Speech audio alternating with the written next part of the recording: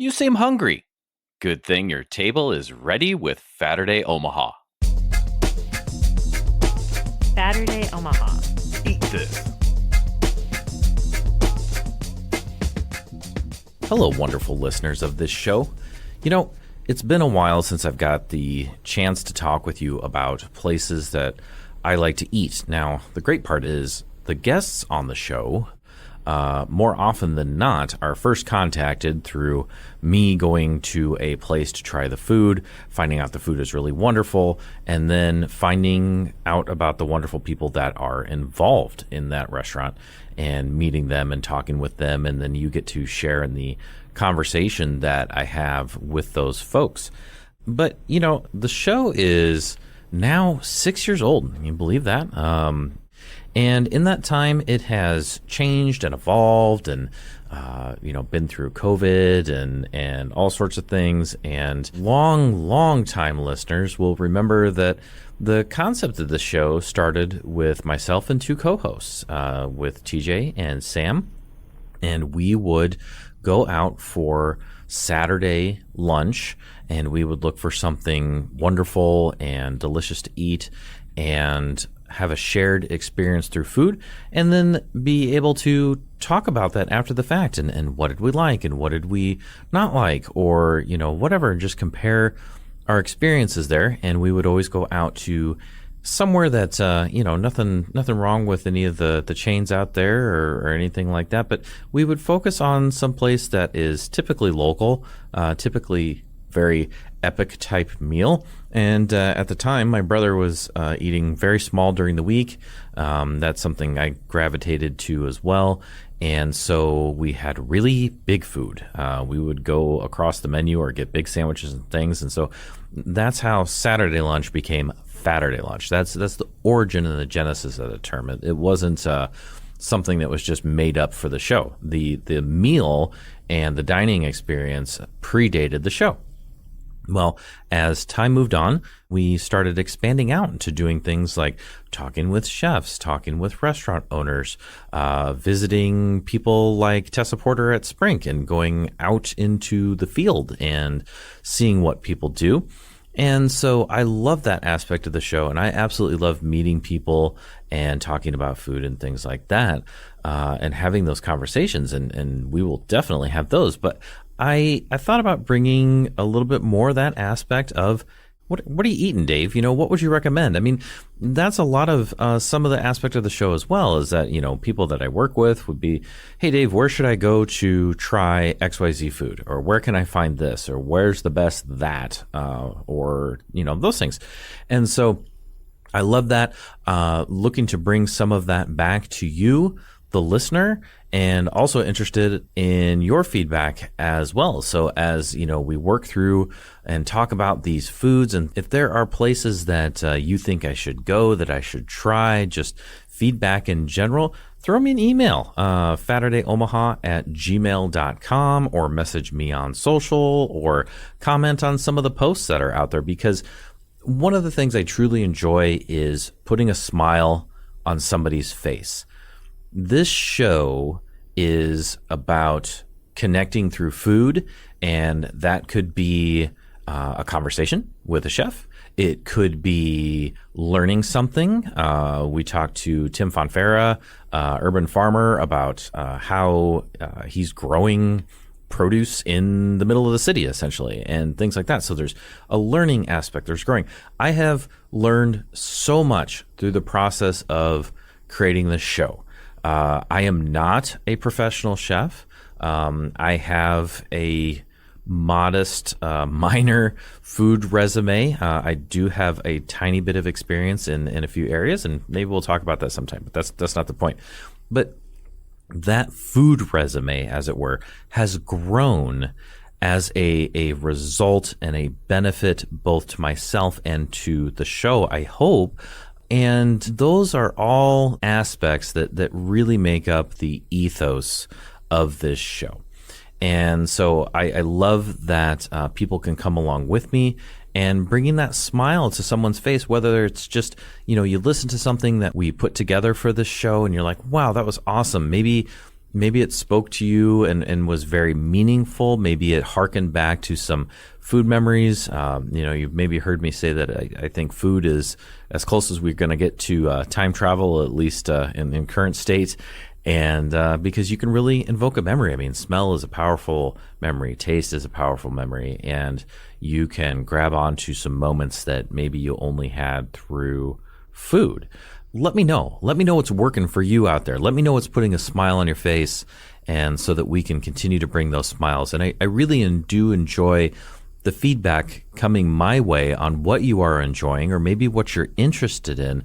That's the benefit to me. We don't get the behind the scenes about Dave, me, the host on here very much, but this is a passion for food and a passion of interaction and happiness. And so the payoff, as it were, is your smiles back my way and let me know what you're enjoying. So I'm bringing back some of the little bit of the restaurant elements back here, and the analysis of these restaurants and things like that.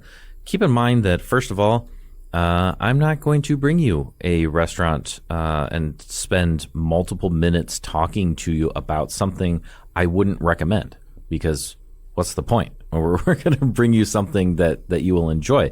Also, of course, taste is very much one's opinion. Everybody has a different palate. What I think is salty, you may not think is salty, or what I think is sweet, you may not think is sweet, or maybe it's a flavor that you enjoy that I don't, or vice versa. So this is just one person's perspective.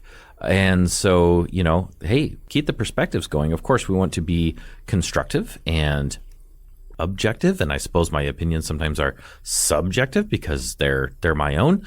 The culinary school at Metro, the Institute for Culinary Arts, has several codes of a chef, and there are two in there that I'm going to bring out right at the moment. And one is taste everything, and the other one is waste nothing.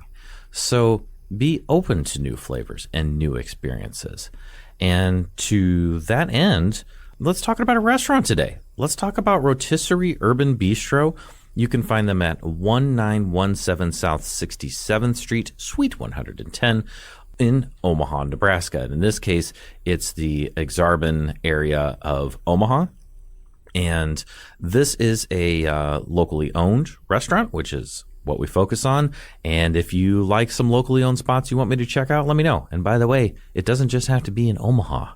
That is definitely my focus, but I love hearing about restaurants anywhere, or markets or food places that I should check out.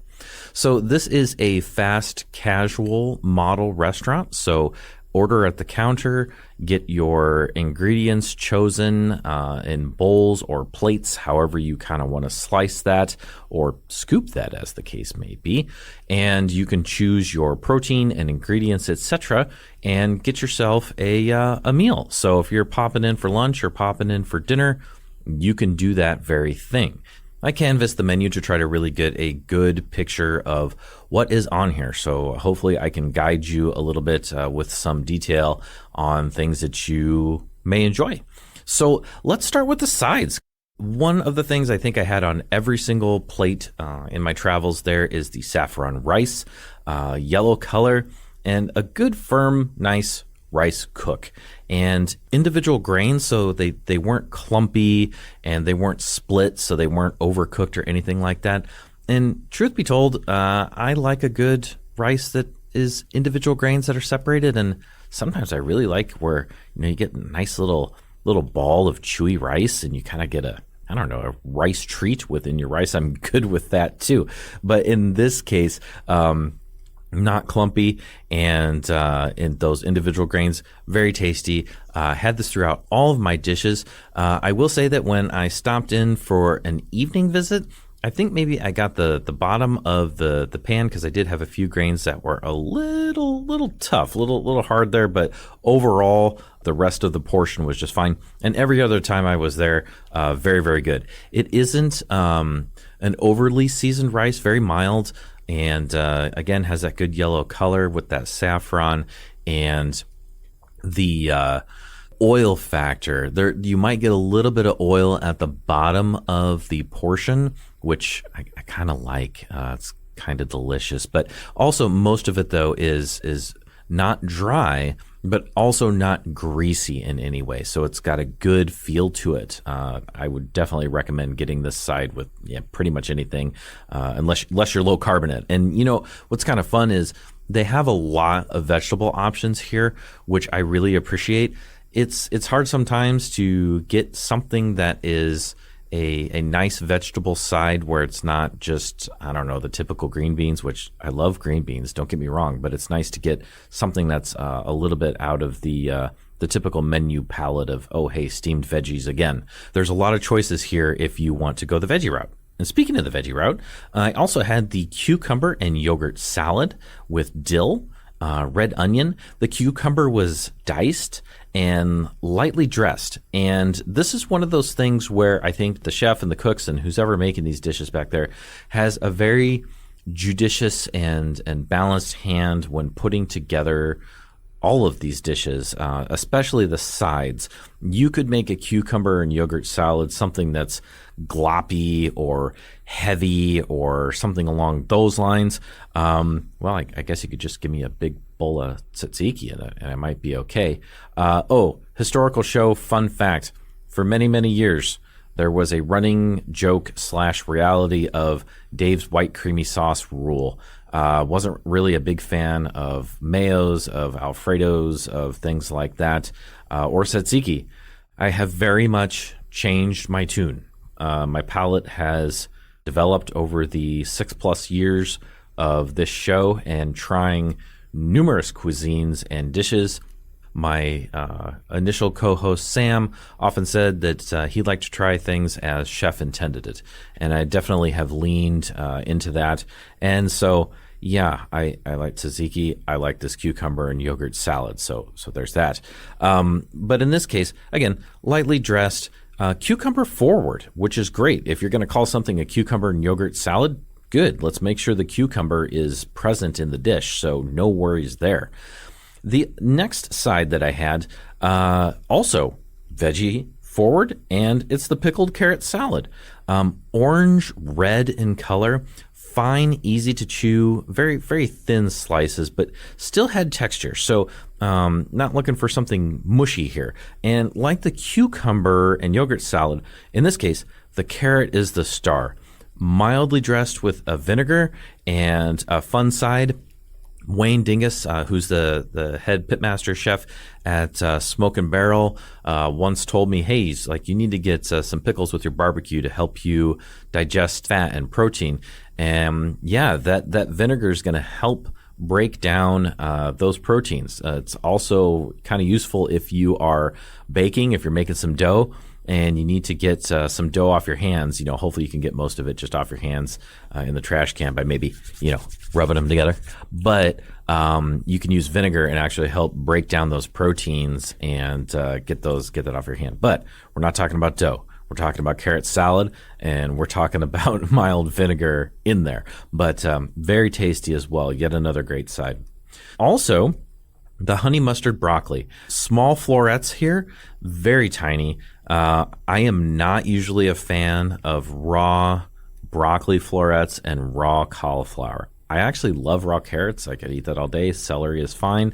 There's just something about, I guess, both of those broccoli and cauliflower, I believe, are both in the brassica family. So maybe raw Brussels sprouts, raw broccoli, and raw cauliflower just aren't for me. I'll eat them steamed or roasted. You can throw a pound of those on there and I'll eat all that. However, for this honey mustard salad, I like the florets. I think because maybe they really went on a small dice, just a tiny bit, so they were tender. And so, this is fine. And I have here in my notes, which is where I keep my notes, that this was my favorite veggie side, which really, looking at the menu, and if somebody told me, hey, we got the side with raw broccoli on it, I probably wouldn't tell you that that's my favorite side right out of the gate. So that's very, very cool. Had slivered almonds and cranberry as well, a little bit of sweetness, And so what a great side. So we already hit 3 fun veggie sides right out of the gate. I'm always hard on iceberg lettuce, boring salads, although I eat them all the time. If you're going to serve me one, that's fine too. That's okay.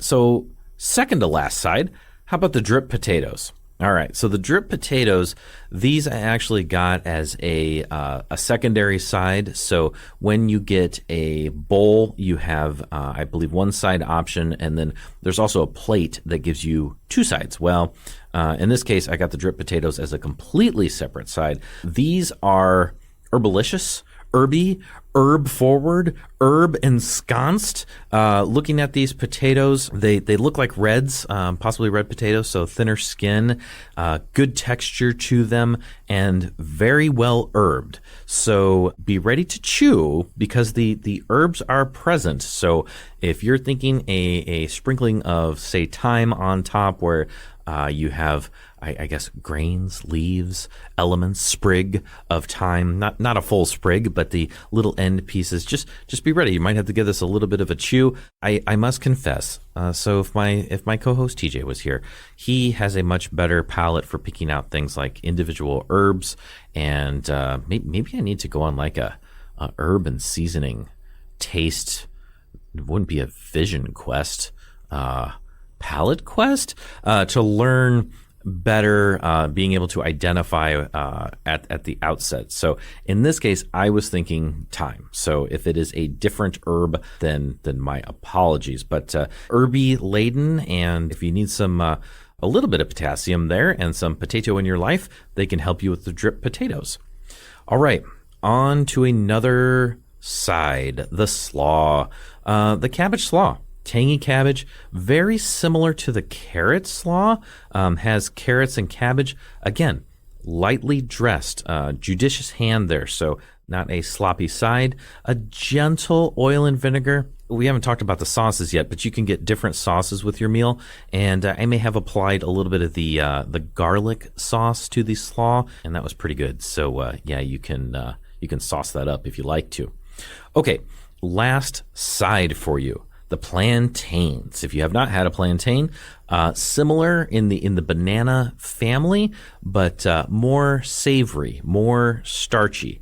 However, these particular plantains were gently sweet, baked, and got my potassium. So bananas, etc., good healthy sources of potassium. Note, I am not a registered dietitian, chef, or doctor, just my observations on general research, which is a good way to help balance out your sodium from what I understand. These plantains are also firm and not mushy. We just ran through quite a nice group of sides. I had most of the sides. There are a couple there that I have not had yet, the beans being one of them. So if you go to Rotisserie Urban Bistro and you have the beans or some side that maybe I didn't mention here, why don't you shoot me a message and let me know how it was. Happy to read an email or whatever. You can be a part of this show and throw in some field research for me if you like. All right, so let's head over to the mains, right? So in this case, I went for 3 different types of protein. We're going to get to the chicken last because if you look at Rotisserie Urban Bistro's logo, they are chicken focused on their logo. So we're going to get to that last because I have some extra comments about chicken in general.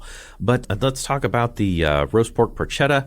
If you are the type of person that enjoys some pork belly, you like a little fat on your pork, this is for you. If you are afraid of that extra fat on there, I will give you a heads up that you might want to go for the shredded beef, which we'll talk about in just a second. So combined layers of fat and pork, cubed, a little bit drier than the chicken on the piece that I had, but you can add a little fat in there to kind of help out, and nicely seasoned. So you get these cubes, and again, you're going to have these on the rice, or if you get the plate, you can have them with your 2 sides, etc. Of the 3 proteins that I had, this actually would probably not be my choice. I think I would go with one of the other 2 proteins. To be clear, I only had it once, and that was just my take on my first go round. Now, the shredded beef, on the other hand, different story here. Good juice factor, nicely flavored, decent helping size and leaner than the pork, which makes sense because it's porchetta. It's going to have fat. That's fine. So if you're looking for something a little bit leaner, but still has that juicy factor in there, even though it's shredded because it's actually in its juice. And I'm gonna go for I'm gonna lightly hang my hat on the hook of braising possibly used for this beef. Rotisserie Urban Bistro, if you are out there, contact me. Let me know if you braised that and see if I got that right or if I'm totally off base. But an excellent choice for your meal if you're trying to run that balance between super savory and you also want a little bit less fat. But let's get to the star of the show at Rotisserie Urban Bistro, and that is the chicken. The company that provides their chicken is Redbird, and they are quite proud of the lengths that they go to bring a good chicken experience to your meal. And so this was a thigh and breast with skin on, lightly but nicely seasoned skin. Not over salty and just a great golden color. Rotisserie style, cut big for you. The thigh was nice and juicy. The breast was not as juicy, but good, but that's kind of expected because that's just kind of how white meat cooks. There's a reason that, chicken thighs are consistently amazing. Good flavor here on the chicken, less dry than most. So, it's nice when you can get a really good chicken experience. So I'm going to take a moment. I'd like to actually insert a quote here from a book that I've probably referred to a bunch on the show, which is The Dorito Effect. So I'm going to read that to you now. From The Dorito Effect by Mark Schatzker, and you can read about the Chicken of Tomorrow contest in his book. This is on page 26. One of the first signs there was a flavor problem with chicken appeared in a cookbook published 13 years after the Chicken of Tomorrow contest. Modern poultry raising has done wonders in making it possible to grow a fine-looking chicken in record time and to sell it at a most reasonable price, but rarely does anyone in the country discuss flavor. If you're interested in price alone, you will often end up with something that tastes like the stuffing inside a teddy bear and needs strong dousing of herbs, wine, and spices to make it all palatable. It was pretty clear what was happening. Chicken was getting blander. It needed flavoring. Chicken was turning into something that didn't even exist yet. A Dorito. The book was Mastering the Art of French Cooking, which would go on to become one of the landmark cookbooks of the last century, and one of whose authors was the soon-to-be famous Julia Child. Turn the page. Okay, so back at it from the Dorito Effect passage there. So this is the type of chicken that we need in our lives. We need good, flavorful, delicious chicken that does not taste like teddy bear stuffing, as Julia Child once said. The chicken here at Rotisserie Urban Bistro is available bone-in or shredded. I did not have the shredded version. I had the bone-in version. So if you go out there and you try the shredded version, let me know how it is. But of the three there, I'd say the bone-in chicken or the shredded beef would probably be my recommendation for your first entry into Rotisserie Urban Bistro protein. So give those a go. All right. Let's talk about some sauces right quick. With your bowl, with your plate, whatever, or on the side, you can get different sauces. I had 3 of their sauces. I had the chimichurri mojo, which was very fresh, gently spiced, a little acidic, a fine blend, but you still know that there's vegetables in there. They also have different sauces that have different heat levels. None of the ones I got were really spicy, although I did order, I believe, the medium, and it tasted a lot like the garlic sauce to me. So I might need to do like a painter's palette of sauce out there and try all the sauces next to each other and get a good opinion there. But let's talk about the garlic sauce. Not super heavy on the garlic, thick and creamy. You could have called this a ranch or a light aioli and sell it to me that way. Good and a very mild garlic aftertaste. So not a face punching garlic sauce, but a creamy dip if you would like some of that. And I think I mentioned before that when we were talking about the sides there, throw a little bit of that garlic sauce on the cabbage slaw if you get that, and let me know how that works out. Let me know what you think. The last sauce was the barbecue sauce. It was thin, so not sloppy, not gloppy, really good. And I'd eat it in lots of stuff. Tangy, man. Just grabs onto your tongue, hits you in the mouth with acidity. Just bam. So versatile sauces here. The chimichurri mojo to the garlic to the barbecue. They've got a lot of sauces to meet your flavor and sauce needs. So that's very, very cool. All right. Let's head over to one additional item. There also is a dessert item on the menu. They do have tres leches cake. I did not try that, but I did try the beef empanadas. So I said at the beginning that this is a fast casual restaurant, and so when you get a bowl or a plate, you're walking the line, you're getting down to the register, and wham, there you go, you have food. The empanadas, though, are a little different.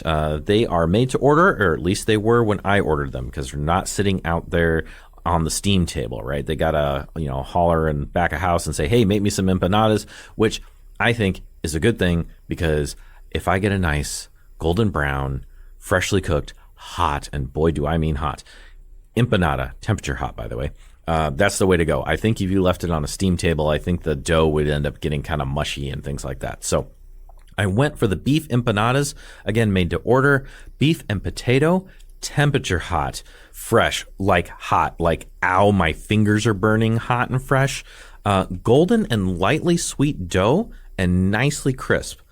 Good dice on the potatoes so that they are present. So it's not like they threw mashed potatoes in here with shredded beef. Although, if you did that, that's how you do like a pierogi.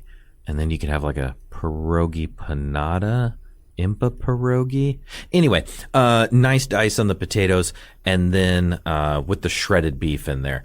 2 per order. If I recall the price on these do run about $10. Maybe share with somebody as like an appetizer might be a good move. Kind of fun that you can get this with your rice bowl and chicken. It's like, okay, I could get some empanadas. So let's head over now and just do some kind of quick wrap up on Rotisserie Urban Bistro. Again, you can find them in Exarban Village in Omaha. That's 1917 South 67th Street, Suite 110. Pro tip, parking is free. Parking is also free in the parking garage, which I really appreciate. If you're walking through the parking garage, you also kind of go past the Interrail food hall. Maybe you can stop there and pick up some momo on your way out or something else delicious that you might find there. But anyway, the platter ran about $15.99. The bowl is a little bit of a smaller option and comes with rice and beans for $11.99. So you can get out of here for, under $15 if you go with the bowl. I would say the bowl is definitely for a smaller eater / lunch portion. I don't know that it would really hit the mark for dinner. The platter, on the other hand, definitely hits that range with the multiple sides. That's probably my favorite form factor. I don't know, probably because I like to eat a decent amount. Also probably because then I get 2 sides with it. But there's definitely some options there. I would say that so the extra sides run about, let's say $5.25 as of this taping. They are shareable ish. If I was going for 2 sides, I'd just go for the platter for myself and get 2 sides, unless you do want to share with the table. I think that would probably be the move. The sauces are about $1.25 if you get some extra sauces. And of course, when you listen to this recording, prices may vary, right? Please check their menu and see what's going on there. But you can still get out of there for a pretty decent price, especially that $11.99 bowl. And you're getting something that isn't fast food. It's not, heavily processed or anything like that. Like you have real ingredients, real food, and you can get some real vegetables and real meats and ingredients that somebody's putting some time into in your bowl or on your platter. And I think that's a really awesome thing. The plate was the most fun, but again, bowl for small lunch. So that's Rotisserie Urban Bistro.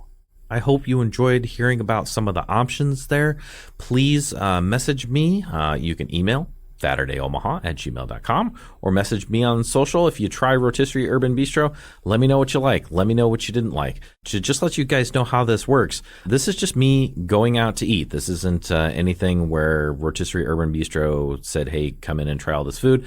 And I don't go in and announce, oh, hey, it's Dave. No, it's like I just go in and order because I want to know the genuine dining experience. And I want to be able to bring that to you so that you know what type of experience that you might have. The interior of the building has kind of higher ceilings, and there's various types of tables that you can sit at. You could also take your food outside because it's by the inner rails, so you can certainly have a conversation in there. It's a little louder just because of the high ceiling factor, but I don't think you'd have any problems having a chit-chat there. I had 3 very nice meals in there, and the staff was kind, and they got my meal to me hot and fresh, especially those empanadas. So there you go. That's Rotisserie Urban Bistro. Thank you so much. And now for something entirely different. All right, it's time for Brief Bites. I want to bring you 2 different things this time around. I want to bring you my currently craveable dish, and then also talk about a kind of new up-and-coming spot that may need some research from the listener faithful out there. So the first one, my craveable item, is from Euro Kings, and they are located at 632 North Saddle Creek. They have the combo plate, which runs $15.99 as of this recording. Man, I'll tell you what. Mondays are one of those days where I might just be seeking something extra delicious. A lot of restaurants can be closed on Mondays, which is great. Restaurant people need a day off, but sometimes I need something on a Monday. Euro King's combo platter is one of those things I start thinking about, and then I gotta go get it. This platter is a huge bed of rice, and then also has some veggies on the side, and then it has chopped Euro meat and chopped chicken on top. And then they slather it in 2 sauces, like a creamy sauce, and then they have a slightly spicy, they call it a king sauce. And this is delicious. It is a hunger destroying plate of food, and then on top of that you get a quartered pita to go with it. So if you're in the mood for some Euro meat, some chicken, a whole load of rice, and just a sloppy mess of sauces, and I mean that in the best way, you'll look at it and you'll be like, oh my gosh, I can't believe they put so much sauce on this thing. It's so enjoyable. It's so good. Give this thing a shot. So this is my craveable dish for this Brief Bites. The other one is a new up-and-coming spot, Hola Sol. They are located in Camp in Blackstone at 3618 Farnham. And Christina Lee of Nice Rolls, and she actually is I guess I'll go for culinary director, helping with most of the recipes at camp, with the exception maybe of Taco Company, because Taco Company is bringing in their own. But this is Mexican Korean fusion. And so in this case, we have, I had just 2 items. So this is where more research and your input might be needed here. But the Tijuana bulgogi tacos. So Tijuana bulgogi tacos. So we're slamming a taco into some tasty beef bulgogi. And if you've never had beef bulgogi, oh man, just find your nearest bulgogi purveyor and go get some. Super savory in a taco.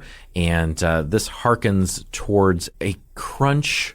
I think I can say crunch wrap like. I think we can go for that. So a crunch wrap like thing where you have shells, cheese, and then delicious meat inside. And the other item is the spiral soul-tato, which from a distance you might think it's a corn dog, and you can go over to Nice Rolls in Camp and get yourself a Korean corn dog, which are kind of exciting. You get a dog and it's like breaded and there's stuff stuck to the outside and cheese in the middle. But in this case, this is the spiral soul-tato. And so it's on a stick and it's a potato spiralized and it covers the length of the stick, and it is fried crisp, and then it has queso and cotija on it, and apparently you can also get Cheeto dust on this thing. What a fun side. So this is just quick first impressions. I've only eaten there once. Those are the 2 things that I tried. There's a lot of exciting things on this menu. The Soul Changa chicken teriyaki bowl.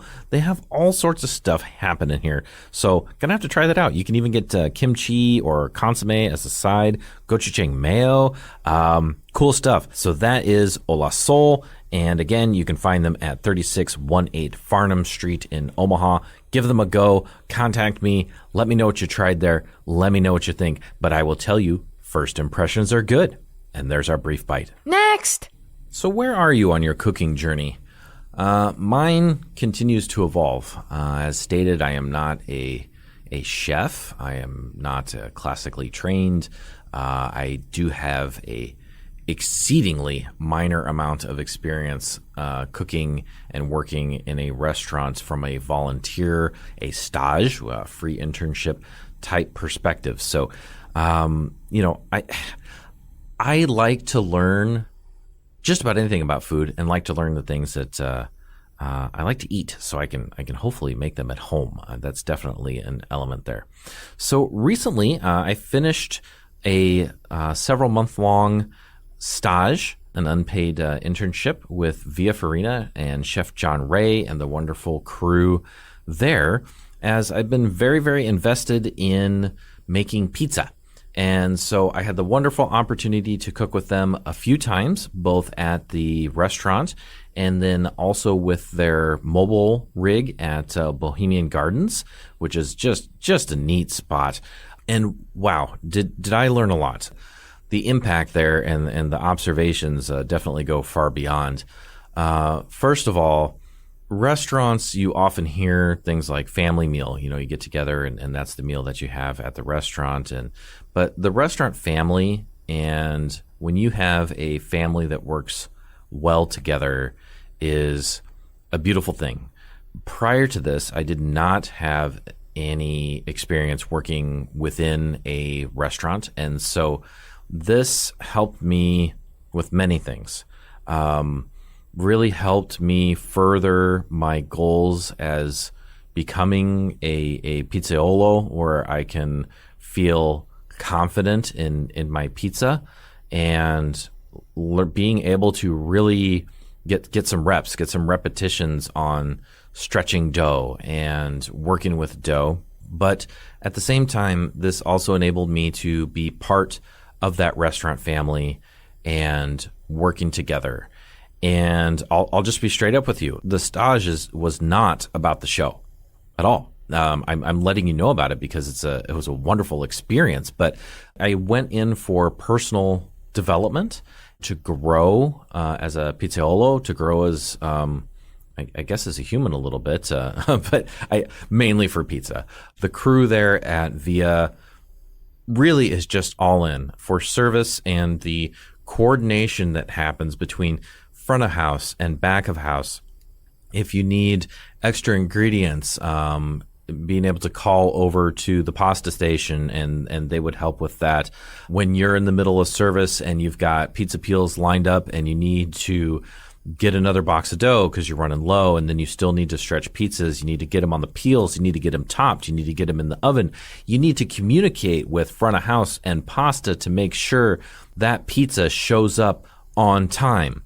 On time is on time. You are not having things show up late, but also you're not having things show up early, because you want that food to be hot and fresh and delivered when your diner and table need that food. So there's coordination involved.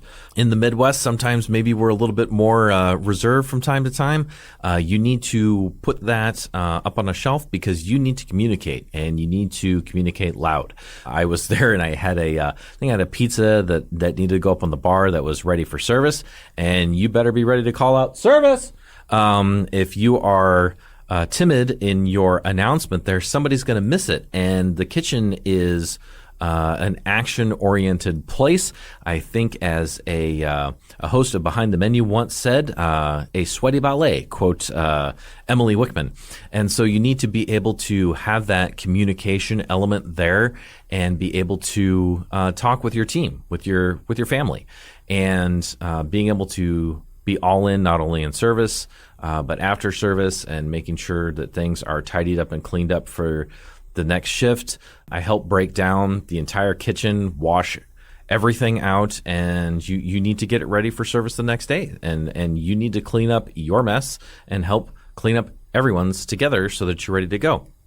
The other thing that I got to do too was work on the mobile rig, which is pretty cool. They have a wood-fired oven that's on a trailer, and it is a different element of service than the restaurant, because in the restaurant, you have appetizers, you have coordinating with pasta station, all those things. For the mobile rig, it's pizza. And it is pizza in the way that maybe an emergency room is to a family practitioners, as far as being the speed of arrival. Because maybe we'll say, maybe a better comparison is say like a drag race versus a longer term many times around the track. Because wow, those the gates open, the doors open, the orders fly in, and you are just making pizza and cranking pizza out. And it is a ton of fun. It's kind of a rush. You get the rail lined up with tickets, and you're just stretching dough as fast as you can, but you also have to do it correctly. You've got to make sure it's the right size for the pizza peel. You got to make sure it doesn't stretch too thin. If the temperature outside is a little bit different, you may have to adjust. I had one of my coworkers there help me out, because dough is aged and fermented, and based on temperature and age of the dough, things work differently. And I was stretching them too thin, and something was going on with the dough, and we blew a hole right through the middle of the pizza in the oven. And blown out pizza, first of all, it takes time to remake, and also you don't want to mess in your oven, because then you have to clean that off. But coworker helped me out, and we're able to showed me a different way to stretch dough than I was used to that happened to work really good in this application, and we were able to crank them out. My gosh, I think we hit 92 pizzas, 96 pizzas, a lot of pizzas. Let's just say well over 50, and being able to really get in there and stretch that dough. And it was such a great experience. And I have, memories, and I've been itching to go back and do some more there too. And it was so cool for them to open the doors to me, to give me a chance to prove that I could do this, that I could prove that I can listen. And I told Chef, the thing is that I'm here to help, to be a contributor. And as I told you kind of at the beginning of this, it wasn't anything that was meant for any type of show publicity or anything like that. This is development for me making pizza. But I enjoy the fact that I get to share this with you, that I had a wonderful experience, a challenging experience, because the physical demands of working in a restaurant are their own. After doing those stages, going home tired, but feeling highly rewarded. What an experience. And I will be seeking further opportunities for that. And so my hat's off, whether you're in the restaurant industry or you just make food at home for your family, that takes a moment to do those things, because what an expression of caring and love. And when you put a quality dish in front of somebody, regardless of where you are, that can be very, very meaningful. So thanks for listening about where I am in my food journey. Where are you? Let me know. Tell me what's going on in your life. What are you learning? What do you hope to learn? Maybe we can get somebody on the show to help you out there. I don't know. Let me know. FaturdayOmaha@gmail.com, or message me. Let me know. Thank you. All right, let's turn the page for a second and give you a book recommendation. So a book that I used this week, and I have used often, and actually was one of the first cookbooks that really helped me really get going on a number of cuisine styles and things that I didn't know how to cook before, and really got me going. And it's because of their TV show. It's America's Test Kitchen. If you listen to NPR's The Splendid Table, quite often they will have guests from ATK, America's Test Kitchen, on there, or Cook's Country.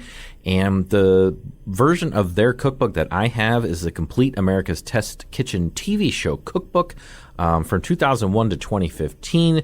So I'm sure there's probably a newer edition of this that is available to you. This book is, including the index, roughly 1,000 pages. It's huge and covers everything from breads and proteins and There's a decent recipe for like a chicken tikka masala in here. But I'm going to share 2 of the recipes with you that I really like from this book. And if you have this book or if you get it and you try some recipes on there, let me know what you like. But the one that I actually cooked this week is their best drop biscuits. It's a very easy recipe to make. It just includes all-purpose flour, baking powder, sugar, salt, baking soda. The move is buttermilk, and they will help you out here, but you actually combine melted butter with the buttermilk, and it curdles up a little bit, and you just mix that all by hand into the dry ingredients. It pulls together in this really nice dough, and then you just grab yourself like an ice cream scoop them out on some parchment paper, bake them for right around 12 minutes or so. And I've found that as you look at the tops of the biscuits with this recipe, right as the little craggy edges just start to get a nice brown, that's about when you pull them out of the oven, and they will be absolutely perfect. The recipe in here with that, it's just 2 cups of flour is what they go for. Makes about a dozen biscuits. I only get about 10 out of there. I guess maybe I make my biscuits a little bit bigger. But man, this is a really good recipe. So definitely check that out. That's the best drop biscuits.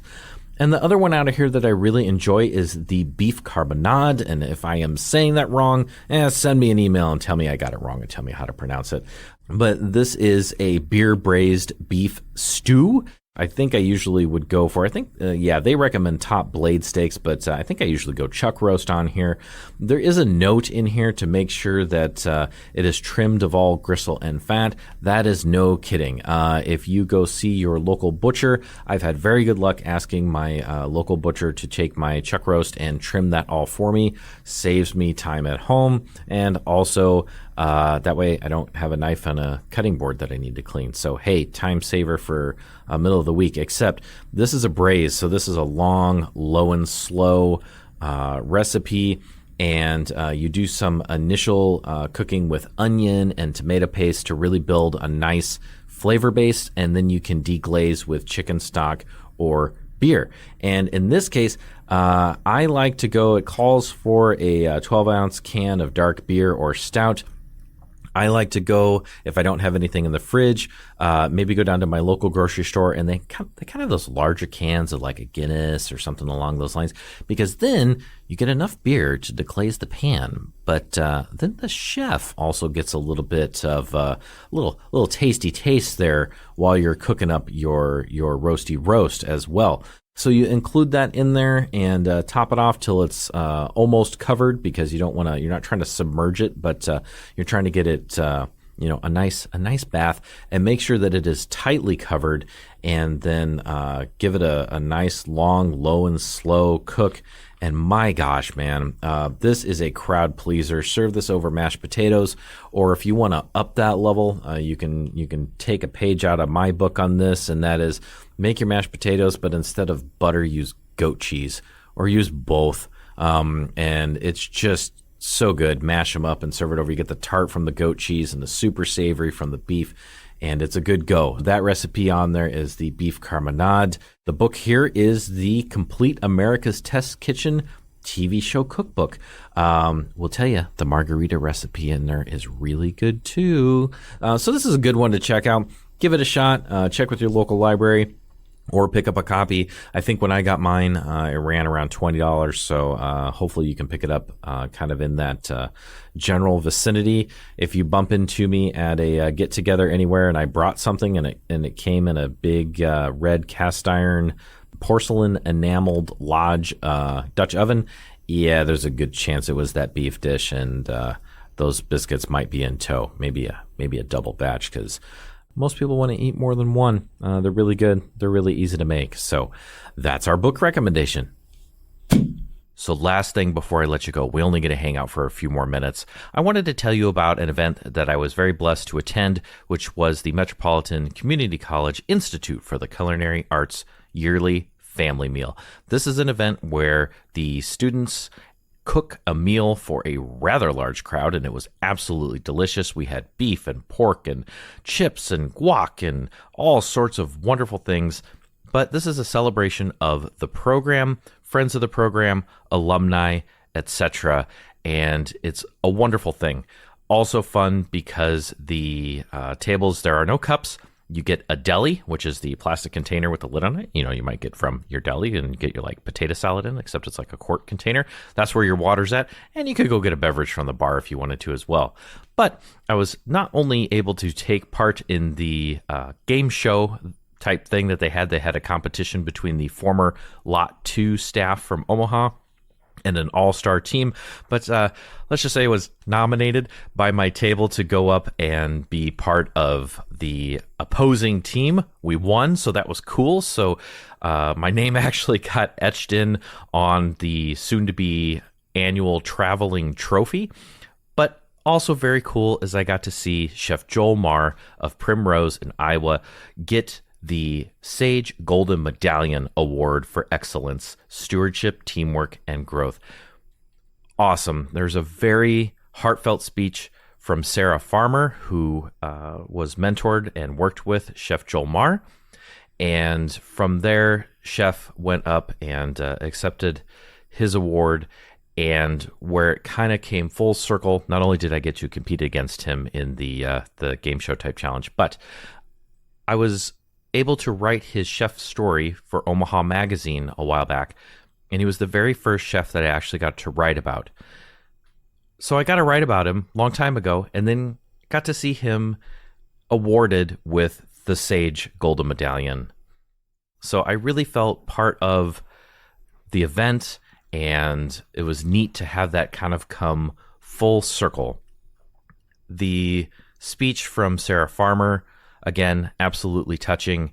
And to let you know that chefs can be wonderful mentors, leaders, and this was family meal, and family was definitely on display. And I think it's wonderful that we have MCC Institute for the Culinary Arts in Omaha, nurturing skills and character and leadership and a sense of family. I think we can all benefit from a ethos like that, and we are fortunate to have those folks. And a lot of the people that come through that college are the people that are serving excellent food to you if you're here in the Omaha area where we record. So that is it for this show. Thank you so much for listening. And until we eat again, stay hungry. Bye.